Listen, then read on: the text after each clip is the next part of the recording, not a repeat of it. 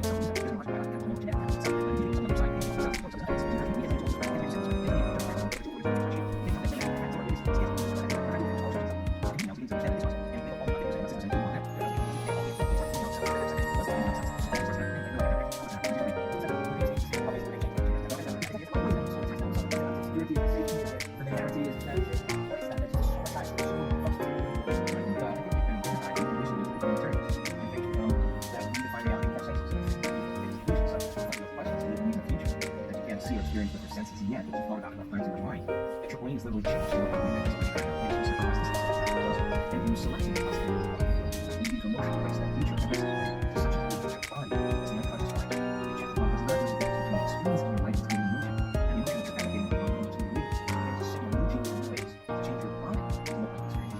Now, the way to research study that is actually possible. Think about this. Every day, installing circuitry, every day conditioning the body to emotion of the future. That your body begins to change to look like it's already happened. Now, this is where it gets fun. Because